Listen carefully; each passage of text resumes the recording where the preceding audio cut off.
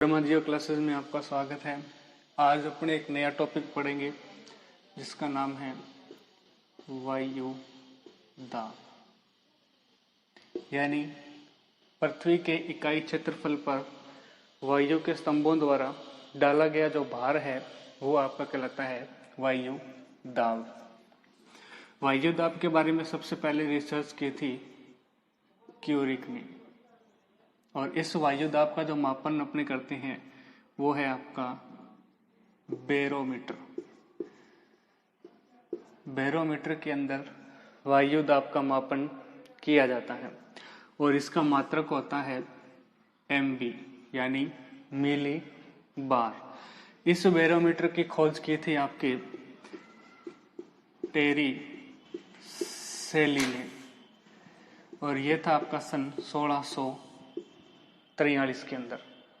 1643 में, जिनका पूरा नाम है इवांजेलिस्टा टेरी सेली ने 1643 के अंदर इस बैरोमीटर की खोज की थी और उन्होंने बताया था कि पृथ्वी पर सर्वाधिक वायु दाब, पृथ्वी पर सर्वाधिक वायु दाब, कौन सा वायु दाब? औसत सर्वाधिक वायु दाब सागर तल पर मिलता है। यानी ये बात ध्यान रखनी है, सर्वाधिक वायु दाब है, औसत वायु दाब, वो सागर तल पर मिलता है। कितना मिलता है? देखें, 1013.25 मिली बार। ये तो मात्रक हो गया आपका मिली बार के अंदर। अगर अपन इंच में देखें तो ये है 29.92 इंच। अगर इसी को अपन सेंटीमीटर में देखें तो ये आपका आ जाएगा 76 सेंटीमीटर, जो कि पारे के समतुल्य होगा। पारे के समतुल्य। उसके बाद पौंड में देखें 14.7 पौंड प्रति वर्ग इंच में। 14.7 पौंड वर्ग प्रति इंच में। अगर इसको ग्राम में देखें तो 1034 ग्राम प्रति वर्ग सेंटीमीटर में। ये 4-5 मात्रकों के आधार पर सागर तल पर मिलने वाला औसत वायु दाब है। MB में बात करें, मिलीबार में 1013.25 मिलीबार। इंच में बात करें 29.92 इंच में। 76 सेंटीमीटर जो आपका पारे के समतुल्य होगा। उसके बाद 14.7 पौंड प्रति इंच वर्ग इंच में। ग्राम में बात करें तो 1034 ग्राम प्रति वर्ग सेंटीमीटर। जब इस वायु दाब का बैरोमीटर पर अध्ययन किया जाता है तब इसके अंदर दो स्थितियां बनती है, एक औसत वायु दाब की, एक उच्च वायु दाब की और एक निम्न वायु दाब की। देखें, इसमें बैरोमीटर के मध्य भाग में आपका है औसत वायु दाब, जो कि आपका है 76 सेंटीमीटर। पहले अपने लिखा था पारे के अंदर। ऊपर की ओर यहाँ पे तापमान आपका वायु दाब बढ़ेगा और नीचे की ओर वायु दाब घटेगा।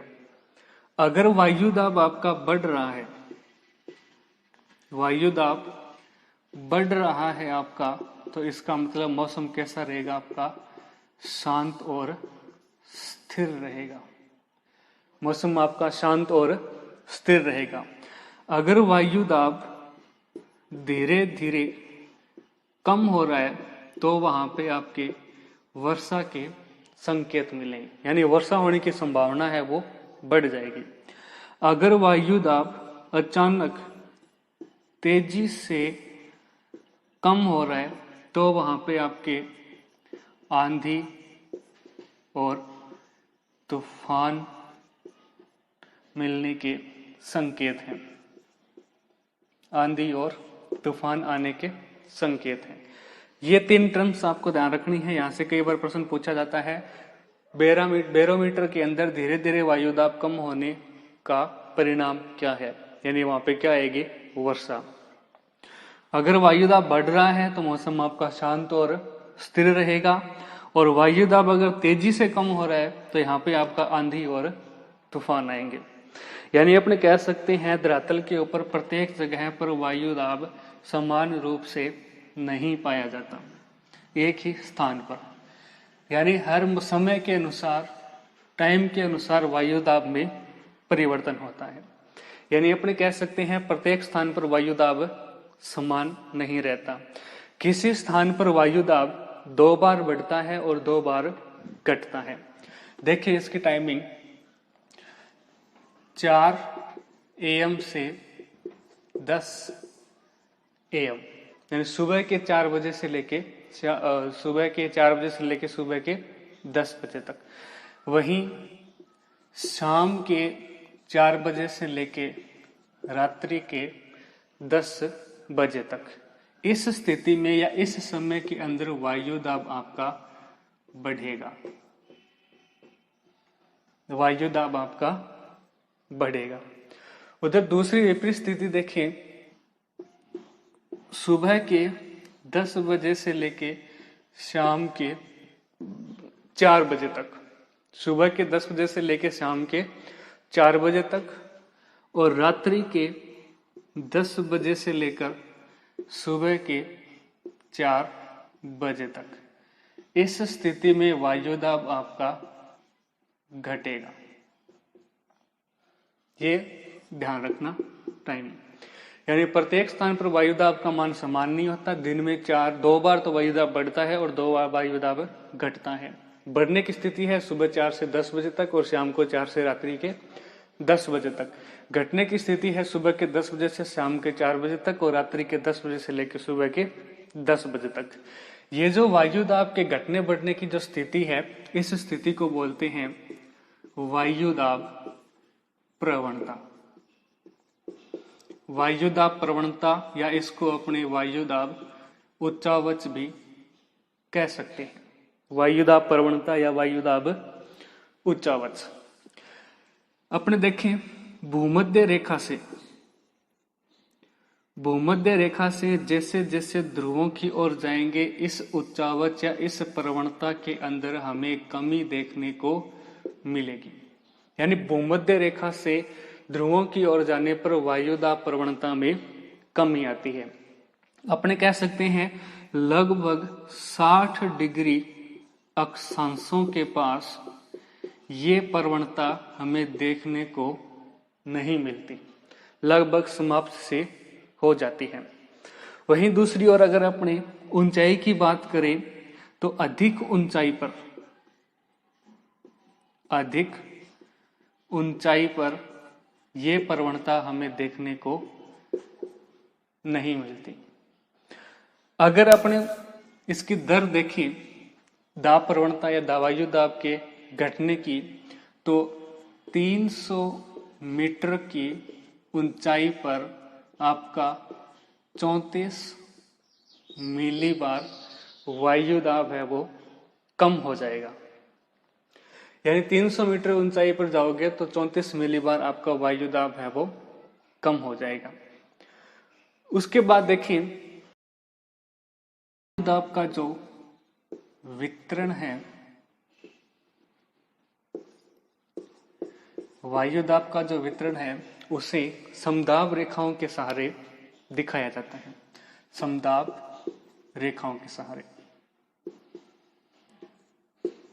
यानी अपने कह सकते हैं समान वायु दाब को मिलाने वाली जो रेखा है उसको बोलते हैं समदाब रेखा। जैसे कोई स्थान है A, B, C, D, E और F, यहाँ पे है आपका 10 मिलीबार, 11 मिलीबार, 11 मिलीबार, 10 और 10 मिलीबार, इधर आपका 11 मिलीबार।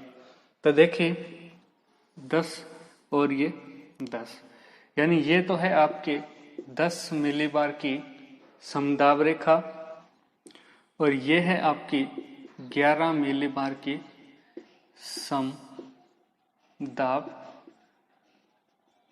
रेखा, यानी समान वायु दाब वाले स्थानों को मिलाने वाली जो रेखा है उसको बोलते हैं समदाब रेखाएं। उसके बाद अगर अपने बात करें पृथ्वी के ऊपर वायु दाब पेटियों की, पृथ्वी घूर्णन गति कर रही है, इस वजह से वायु मंडल, इस वजह से पृथ्वी के ऊपर या ग्लोब के ऊपर 7 प्रकार की वायु पेटियों का निर्माण होता है, जिनमें से 3 पेटियां तो है आपके तापजन्य और 4 पेटियां हैं आपके गतिजन्य। तो देखें इसमें, और यदि अगर पृथ्वी घूर्णन गति करना बंद कर दे तो पृथ्वी पर 3 वायुदाब पेटियां देखने को मिलेगी। जैसे ये आपकी भूमध्य रेखा 0 डिग्री और ये आपका 5 डिग्री दक्षिणी अक्षांश और ये 5 डिग्री उत्तरी अक्षांश। एक ये पेटी हुई, एक आती है आपके इधर ध्रुवों के ऊपर, यानी 80 से लेके 90 डिग्री तक। सेम वही पेटी दक्षिणी भाग में 80 से लेके 90 डिग्री तक। ये जो पेटी है ये है आपकी निम्न वायुदाब की और ये है आपके उच्च वायुदाब की, ये भी आपकी उच्च वायुदाब। देखो इनकी उत्पत्ति कैसे हुई। पहले ये तीनों तापजन्य पेटियां हैं, इनकी बात करते हैं उत्पत्ति की। भूमध्य रेखा के ऊपर सूर्य लंबवत वर्ष के अधिकतर समय पर यहाँ पे लंबवत चमकता है।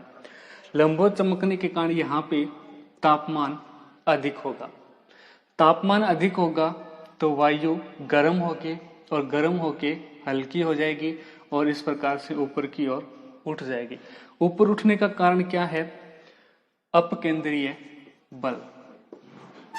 इस अपकेंद्रीय बल के कारण भूमध्य रेखा से पवने ऊपर की ओर वायुमंडल में उठ जाएगी, जिनको बोलते हैं अपने संवहनीय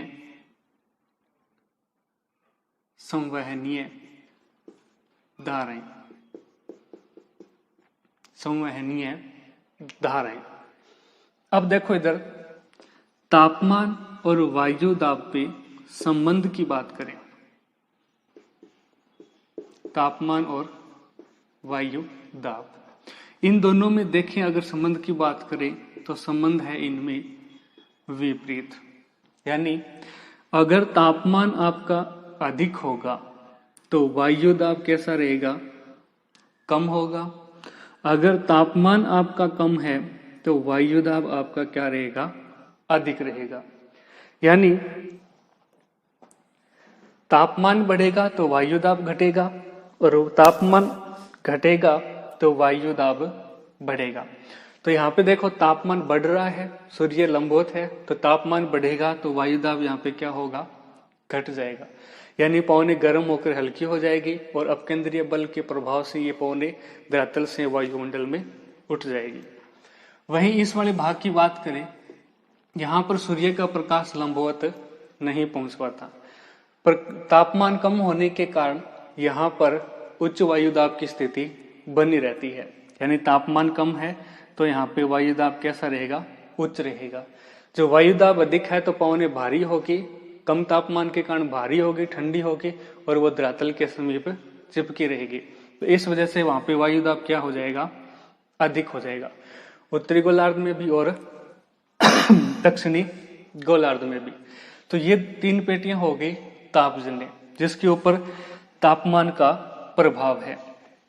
उसके बाद अपने गतिजन्य पेटियों की बात करें तो जब पृथ्वी गति करती है तो गति करने के कारण 2 पेटियां उत्तरी गोलार्ध में और 2 पेटियां ही दक्षिणी गोलार्ध में बनती है। जैसे एक यहां पे बनेगी आपकी निम्न वायुदाब की पेटी और यहां पे आपकी आ जाएगी उच्च वायुदाब की पेटी। ये आपकी रहेगी 23 डिग्री से 35 डिग्री और ये आपकी 60 डिग्री से 65 डिग्री तक। सेम इसी प्रकार से दक्षिणी गोलार्ध में बनेगी। ये उच्च वायु दाब की पेटी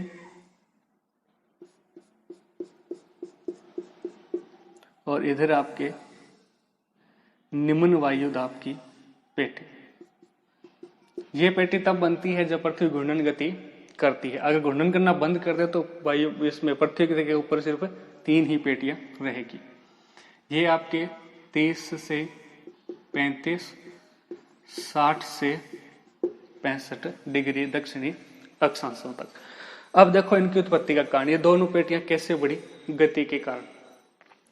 अपन ने पीछे देखा, यहां से गर्म होकर हवा ऊपर की ओर उठ गई, नीचे से निरंतर हवा इसको प्रेशर दे रही है और इसको ऊपर उठा रही है। ये हवा यहां से संवहनीय धाराओं के रूप में ऊपर उठती है 10 से 12 किलोमीटर तक। उसके बाद इतनी ऊंचाई पर जाने के बाद ये पवनें धीरे धीरे ठंडी होने लगती है और ठंडी होने के कारण इनका दाब बढ़ने लगता है। तो ये पवनें नीचे उतरने की कोशिश करती है, दाब बनाती है, लेकिन यहां से संवहनीय धाराएं निरंतर ऊपर की ओर उठ रही है, तो वो संवहनीय धाराएं इस बढ़ी हुई वायु दाब वाली पवनों को नीचे की ओर उतरने नहीं देती। तो ये पवनें क्या करती है, कोरियोलिस बल के प्रभाव में आके दोनों गोलार्धों में इस प्रकार से ऊपर की ओर फैल जाती है और फैलकर आपके 30 से 35 डिग्री अक्षांशों की ओर नीचे की ओर उतरती है। यानी यहां से पवनें ऊपर उठी और इस वाले भाग में आके इस प्रकार से नीचे की ओर उतर गई। जब ये पवन नीचे की ओर उतरेगी तो ये यहाँ पर गर्म होगी और इस क्षेत्र में दबाव बढ़ाएगी। तो दबाव बढ़ाने के कारण यहाँ पर जो कटिबंध है वो आपका कौन सा हो जाएगा? उच्च कटिबंध।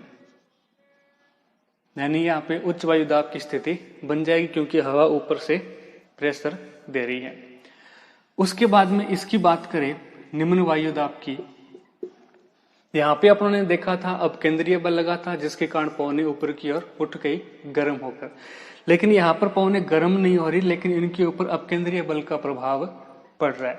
अब केंद्रीय प्रभाव के कारण ये पवनें यहाँ से ऊपर उठेगी, वही 10 से 12 किलोमीटर जाएगी, वापस फैलेगी और नीचे की ओर उतर जाएगी। तो यहाँ पर भी वो उच्च वायु दाब बनाएगी और इस वाले भाग में भी उच्च वायु दाब का निर्माण करेगी। अब देखें इस बेल्ट में 30 से 35 डिग्री वाले बेल्ट के अंदर अब केंद्रीय बल ने काम क्यों नहीं किया, बल्कि अब केंद्रीय बल यहाँ पर अधिक है इसकी तुलना में। देखो यहाँ पे अब केंद्रीय बल ने काम किया, यहाँ पर भी पवनें अब केंद्रीय बल के कारण ऊपर उठी, लेकिन यहाँ से जो ऊपर से जो हवाएं नीचे आ रही है उनका बल अधिक होने के कारण ये पवनें ज्यादा ऊंचाई तक नहीं उठ पाई और न उठने के कारण ये पवनें धरातल पर भी इन दोनों पेटियों की ओर फैल गई, निम्न दाब की पेटियों की ओर। यहां से ये धरातल पर क्षैतिज रूप से ये हवाएं इस प्रकार से दोनों निम्न दाब पेटियों की ओर फैल गई और यहां से ये ऊपर उठी अब केंद्रीय बल के कारण, क्योंकि ये पेटियां यहाँ पे उतर गई तो ये वाला भाग फ्री था, यहाँ पर कोई भी प्रेशर नहीं था। प्रेशर न होने के कारण ये आसानी से ऊपर उठ गई और वापस ठंडी हुई, फैली और वापस नीचे उतर गई। तो इस वजह से यहाँ पर पवनें उतरने के कारण उच्च वायुदाब की स्थिति उत्पन्न हुई। ये हो गया अपना वायुदाब की पेटियां। ये जो वायुदाब की पेटियां हैं, जिन जिन क्षेत्रों में वायुदाब मिलता है या उच्च है या कम है उसको बोलते हैं वायुदाब कटिबंध।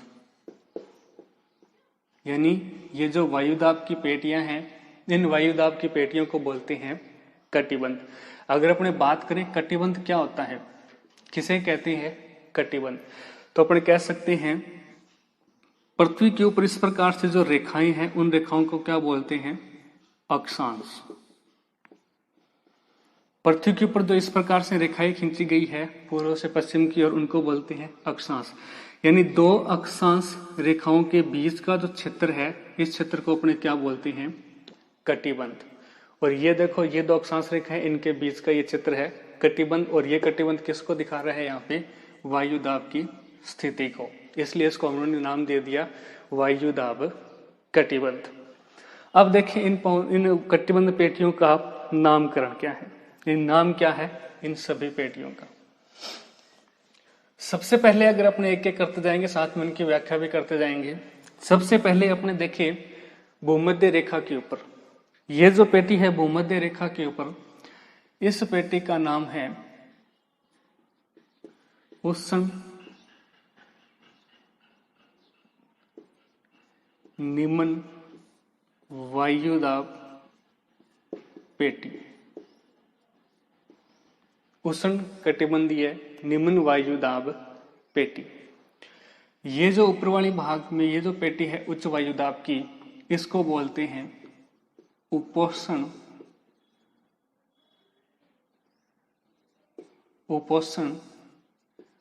उच्च वायुदाब पेटी। फिर ये ध्रुवों के पास में है, इसलिए इसका नाम दे दिया उप ध्रुवीय निम्न वायुदाब पेटी। और ये है ऊपर वाले भाग की, ये है ध्रुवीय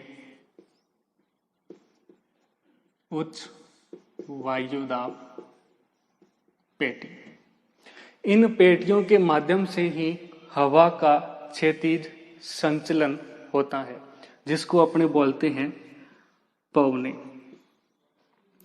यानी हवा का क्षैतिज वितरण है या क्षैतिज संचलन है, वो आपका क्या कहलाती है, पवने।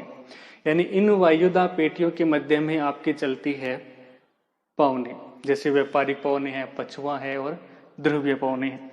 ये पवने अपने नेक्स्ट क्लास में पढ़ेंगे, अभी अपने देख रहे हैं वायुदाब पेटियां। तो सबसे पहले अपने बात करें उष्ण कटिबंध यानी उष्ण कटिबंधीय निम्न वायुदाब पेटी की, तो इसका विस्तार देखें। विस्तार है इसका 5 डिग्री दक्षिणी अक्षांश से लेकर 5 डिग्री उत्तरी अक्षांश के मध्य, या अपने कह सकते हैं भूमध्य रेखा के दोनों ओर 5 डिग्री उत्तरी अक्षांश और 5 डिग्री दक्षिणी अक्षांशों की ओर इस पेटी का विस्तार है। दूसरी बात करें, यह पेटी शांत है। ये कैसी है, शांत पेटी है, क्योंकि जब उच्च वायुदाब से निम्न वायुदाब की ओर पवनें आती है तो वो आपस में मिलती नहीं है। जैसे ही उसकी सीमा के समीप आती है तो वो गर्म होकर ऊपर की ओर उठ जाती है, जिसके कारण इस बेल्ट में आपका क्षैतिज पवन संचलन नहीं होता। यानी क्षैतिज पवन संचलन है वो इस भाग में नहीं होता, जिसके कारण ये कैसी है, एक प्रकार से शांत पेटी है। इसका एक नाम और है डोलड्रम। इसको डोलड्रम पेटी के नाम से भी जाना जाता है। शांत पेटी है, यहाँ पे क्षैतिज पवनें नहीं चलती, सिर्फ और सिर्फ पवनें यहाँ पे चलती है ऊर्ध्वाधर, यानी नीचे से ऊपर की ओर उठती रहती है। बिल्कुल शांत क्षेत्र है। देखिए यहाँ पर दोनों पवनें आपस में नहीं मिलती, इसके कारण यहाँ पर उष्ण कटिबंधीय चक्रवात उत्पन्न नहीं होते। यानी यहाँ पे पवनों का क्षैतिज वितरण नहीं है, दोनों पवनें आपस में मिलती नहीं है। इस पेटी के सीमांत क्षेत्र में आते ही पवनें गर्म होकर ऊपर की ओर उठ जाती है। इस कारण यहाँ पर उष्ण कटिबंधीय चक्रवातों की उत्पत्ति नहीं होती। उष्ण कटिबंधीय चक्रवातों की उत्पत्ति आपके 5 से 10 डिग्री उत्तरी और दक्षिणी अक्षांशों के बीच में होती है। उसके बाद इस पेटी का खिसकाव देखें तो ये पेटी सूर्य का अनुसरण करती है। जैसे सूर्य उत्तरी गोलार्ध में जाता है तो ये उत्तर की ओर खिसक जाती है, और दक्षिण में आता है तो ये दक्षिण की ओर खिसक जाती है। जैसे अपने बात करें जुलाई माह की, जुलाई माह में सूर्य उत्तरायण होता है, तो ये उत्तरी अफ्रीका से ये 30 डिग्री उत्तर की ओर खिसक जाती है। 23 डिग्री उत्तर की ओर खिसक जाती है। वहीं अपनी भारतीय प्रायद्वीप की बात करें, भारतीय प्रायद्वीप में ये 20 डिग्री उत्तरी अक्षांश की ओर इसका खिसकाव हो जाता है। यहाँ पे थोड़ा सा ध्यान रखना है, जुलाई माह में उत्तरी अफ्रीका से ये 23 डिग्री उत्तर की ओर खिसक जाती है और भारतीय प्रायद्वीप से ये 20 डिग्री उत्तर की ओर खिसक जाती है। वहीं इसकी विपरीत बात करें अपने जनवरी माह की, जनवरी माह में अगर अपने देखें तो दक्षिणी महाद्वीपों की ओर ये 20 डिग्री दक्षिण की ओर खिसक जाती है। वहीं भारतीय प्रायद्वीप पर ये 10 डिग्री दक्षिण की ओर इसका खिसकाव होता है। कौन से माह में? जनवरी माह में। जनवरी माह में ये जो भी दक्षिणी महाद्वीप है, दक्षिणी गोलार्ध के, उनके 20 डिग्री अक्षांशों की ओर चली जाती है और भारतीय प्रायद्वीप में ये दक्षिणी अक्षांशों की ओर विस्थापित हो जाती है। उसके बाद अगर अपन इसकी बात करें दूसरी की, उपोष्ण उच्च वायु दाब पेटी की, इस पेटी का निर्माण हुआ है आपके पृथ्वी की दैनिक गति के कारण। दूसरा इसका विस्तार देखिए, 30 डिग्री से लेकर 35 डिग्री उत्तरी व दक्षिणी अक्षांशों के मध्य इसका विस्तार पाया जाता है। वहीं अगर अपनी बात करें इस वाले भाग में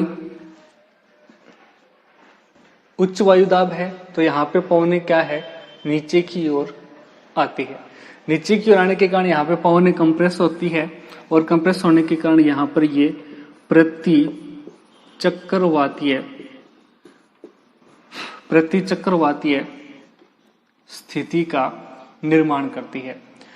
प्रति चक्रवातीय स्थिति बनने के कारण मौसम आपका एकदम से स्थिर और शांत हो जाता है, जिससे आसमान से बादल है वो हट जाते हैं और इस क्षेत्र में आपके उष्ण मरुस्थलों का निर्माण होता है।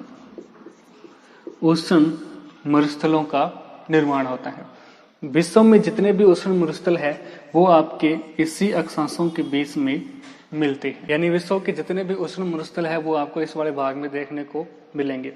उसके पश्चात इस जो अक्षांशीय क्षेत्र है, इस अक्षांशीय क्षेत्र को बोलते हैं असव अक्षांश।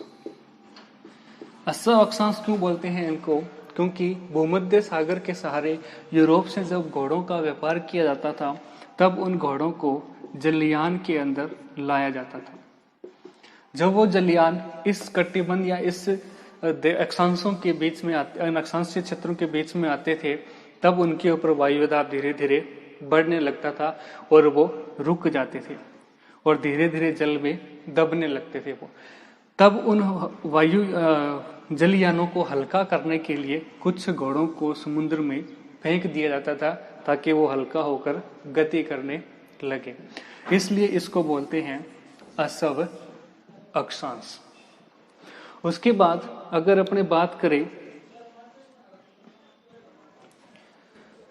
नेक्स्ट बेटे के उपध्रुवीय वायुदाब, उपध्रुवीय निम्न वायुदाब पेटी की,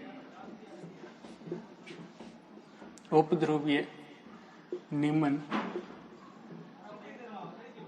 वायुदाब पेटी की, इसका विस्तार देखें तो 60 डिग्री से लेकर 65 डिग्री उत्तरी व दक्षिणी अक्षांशों के बीच में। यहाँ पर पवनें गर्म होकर ऊपर की ओर उठती है। उठने का कारण है अपकेंद्रीय बल, यानी ये एक प्रकार से अपने कह सकते हैं गतिजन्य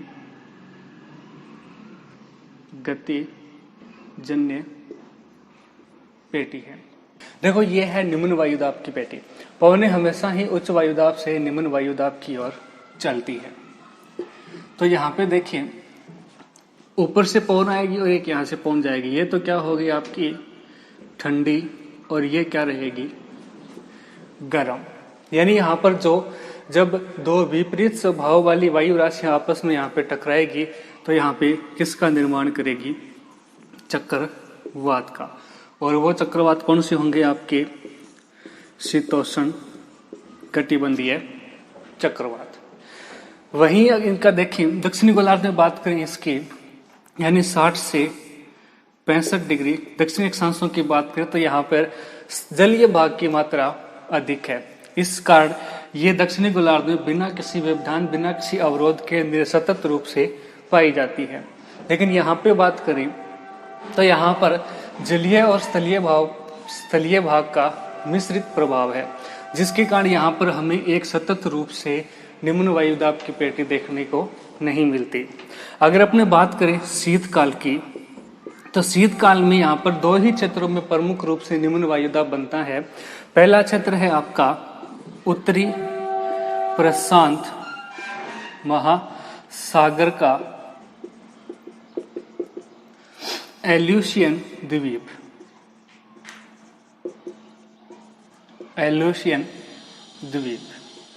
यानी उत्तरी प्रशांत महासागर का एल्यूशियन द्वीप है। और दूसरे की बात करें, दूसरा है आपका उत्तरी अटलांटिक महासागर का आइसलैंड। ये दो ही क्षेत्र है जहां पर शीतकाल में निम्न वायुदाब के क्षेत्र बनते हैं। उसके बाद अपने बात करें इस उच्च ध्रुवीय उच्च वायुदाब पेटी के, इसका अपन पहले ही पढ़ चुके हैं। इसका निर्माण तापमान की कमी के कारण हुआ, यानी यहाँ पे तापमान कम है, कम तापमान होने के कारण यहाँ पर उच्च वायुदाब पेटी का निर्माण हुआ। अब इसको थोड़ा और अगर अपने सरल तरीके से देखें, यहाँ पे जैसे कि कोष बनेंगे, जैसे यहाँ से पवन ऊपर उठी, क्षेपित होकर वापस नीचे उतरी, यहाँ से इस प्रकार से नीचे की ओर उतरी, तो यहाँ पे ये जो कोष बन रही है, इन कोष का नाम देखें तो ये आपका फेरल कोष, सैटली कोष और ये ध्रुवीय कोष।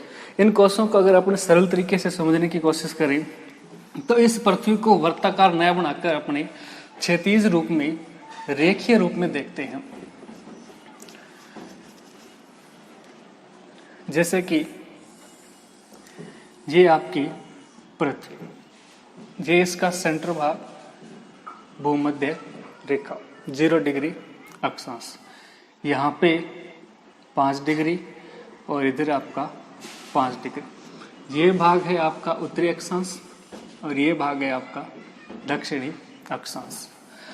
उसके बाद यहाँ पे है 23 डिग्री और ये 35 डिग्री। इधर आपका 60 डिग्री और ये 65 डिग्री। इधर आपका 80 और ये आपका 90। सेम इसी प्रकार इधर देखें 23 से 35, 60 से 65, इधर 80 से 90 डिग्री दक्षिणी अक्षांश। उसके बाद देखें ये जो क्षेत्र था अपना 5 डिग्री उत्तरी अक्षांश से दक्षिणी अक्षांश की ओर का, ये था आपका लो प्रेशर। ये था आपका उच्च वायुदाब हाई प्रेशर और ये आपका लो प्रेशर और फिर वापस ये आपका हाई प्रेशर। सेम इसी प्रकार यहाँ पर हाई प्रेशर, लो प्रेशर और ये वापस आपका हाई प्रेशर। यानी ये उष्णकटिबंधीय निम्न वायुदाब, ये उपोष्ण कटिबंधीय उच्च वायुदाब, ये उपध्रुवीय निम्न वायुदाब और ये ध्रुवीय उच्च वायुदाब। देखो यहाँ से उन्होंने बात की थी सूर्य का प्रकाश यानी कि किरणें पड़ती है और ये तापमान बढ़ता है और ये हवाएं ऊपर की ओर उठती हैं। तो 5 डिग्री दक्षिणी अक्षांश उत्तरी अक्षांश की जो पवनी ऊपर की उठी, इस प्रकार से वो ध्रुवों की ओर क्षेपित हुई और वापस 30 डिग्री अक्षांशों पे नीचे उतर गई। उसी प्रकार दक्षिणी भाग की बात करें, दक्षिणी भाग में 5 डिग्री अक्षांश के पास पवनें ऊपर उठी, क्षेपित हुई और वापस 30 डिग्री अक्षांशों पे उतर गई। सेम उसी प्रकार यहाँ पे लो प्रेशर की बात करें, यहाँ से पवन ऊपर उठी, क्षेपित हुई और नीचे की ओर उतर गई। सेम उसी प्रकार यहाँ से ऊपर उठी, क्षेपित हुई और यहाँ पर उतर गई। इधर लो प्रेशर पे देखिए, हवाएं इस प्रकार से ऊपर की ओर उठी, क्षेपित हुई, यहाँ नीचे की ओर उतरी, फिर वापस यहाँ से ऊपर की ओर उठी,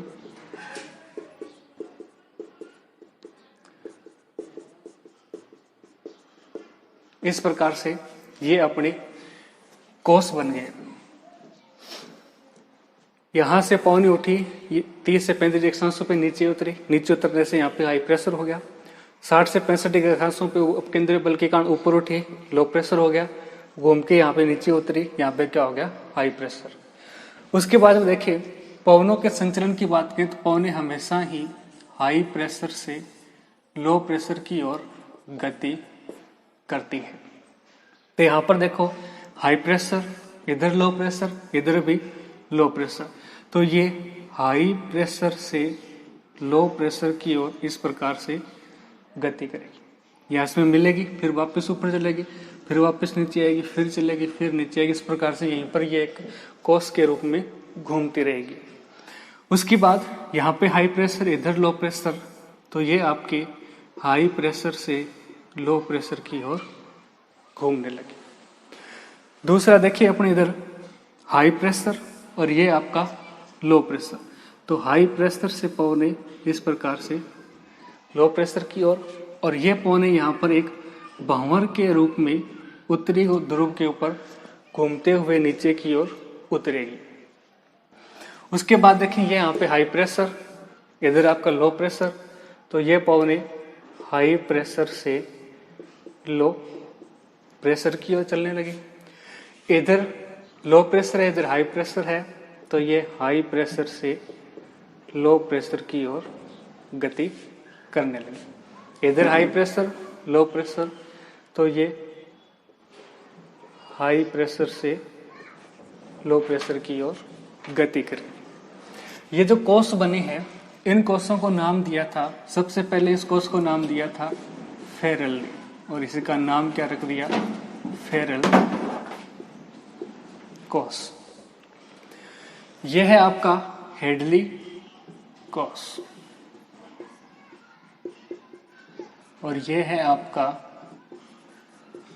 ध्रुवीय कोस। सेम यही नाम आपके दक्षिणी अक्षांश में देखने को मिलेंगे। ये टॉपिक था आपका वायु दाब का। यहां पर देखो दो पवनें चल रही है धरातल के ऊपर, इस पवन को तो बोलते हैं व्यापारिक पवन, ये पछुआ पवनें और ये आपकी ध्रुवीय पवनें। सेम ये उत्तरी गोलार्ध की व्यापारिक पवनें, उत्तरी गोलार्ध की पछुआ और उत्तरी गोलार्ध की ध्रुवीय पवनें। इन पवनों का अगले टॉपिक में अपने विस्तार से अध्ययन करेंगे। और जो ये ऊपर चल रही है इनका नाम है प्रति, यानी ये व्यापारिक है, ऊपर वाली कौन सी हो जाएगी, प्रति व्यापारिक पवनें। ये पछुआ है तो ये आपकी हो जाएगी ऊपर वाली प्रति पछुआ पवनें। ये ध्रुवीय है तो ये प्रति ध्रुवीय पवनें हो जाएगी। ये छोटा सा टॉपिक था अपना वायुदाब का, पूरा हो गया। और इसमें अगर कोई चीज़ डाउट है, कुछ समझ में नहीं आया हो तो कमेंट जरूर कीजिएगा, आपको सॉल्यूशन दिया जाएगा उसका। धन्यवाद।